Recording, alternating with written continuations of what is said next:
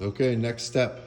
After you inspect all that, get it to your lowest spring pressure in the last video we talked about, rotating the engine over until you have all your rockers at just nothing at full lift. You just start in the middle, work your way out, slowly loosening it up, sequencing, and the whole thing will rise up. Now you'll feel the spring pressure pushing it. This is where the hand tools come in. When I said I only use hand tools, because I like to feel as I back this stuff out. If something is not right or if it's binding, you'll feel it, right? So you get that whole setup off, you back out. It always goes to 1. It seems like it zooms in too far. And very slowly put it over, boop, sit it down. Make sure you don't get any of these to roll on the shaft. You always got to remember that your oil holes in the rocker shaft are in the bottom, right? So this is oriented now, so the bolt's pointing down. It'll always be down. You don't want to disassemble this stuff. I'm so anal about this stuff. I'll move these over and look or take off this end one, move it over and look and make sure my hole's down every time I do this, just because that'll burn your shit up quick. But the first thing you do when you pull out every one of these after that shaft is off there, you pull this guy out. These are 3/8 Indy push rods, I think, from the early 2000s. See if I can get you inspect each end of your push rod with light and reading glasses if you need, to see if there's any galling, any burning, any ridges, shit burning up. I had an early set of, well, it wasn't early, but an early 2000s, I think, set of Crane, that's what these are, Crane Golds, but the ball adjusters on the backside, you're going to be upside down for a second.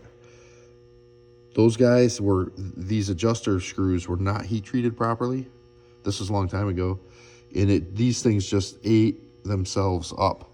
These Indy push rods are way harder, never got any damage. And those things just burned up into little nubs. Now, then I take all my push rods and slide them under here so they correspond. 1 exhaust, 1 intake, 3 intake. That's why I label everything. It keeps my mind more organized. Now I can see in there better, right? Look at all the little divots with these, where there's a little casting ridge, and that's where any type of metal will collect when it's coming back when it runs back. They'll pool there, and the metal will sink to the bottom, and that's where you'll find horrible little pieces of shrapnel that are eating your money. It's eating your money alive. Now you can get a light and you can look down in there and you'll see your lifters. There's the gasket sticks out, the head gasket. The lighting in here isn't good enough to catch a lifter, but if your ends of your push rods are good, most likely your lifters are fine, you know.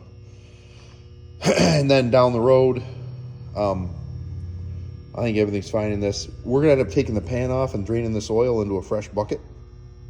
This has, let's say, 30 minutes of running on it, 25, 30.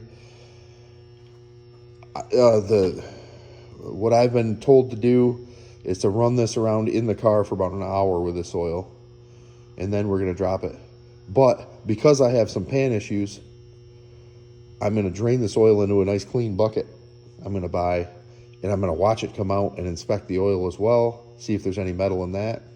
I mean, you could do this procedure yourself. Just make sure you don't contaminate the oil. Use a new bucket, and then get it back into the engine, right? Because this is driven break-in oil, 40 weight, I think. But it also pays. This is a Wix filter. The label's under there. You can't really see it. I talked about that previously. Get an oil filter cutter. Cut the oil filter apart. Take the cartridge out. Open the paper.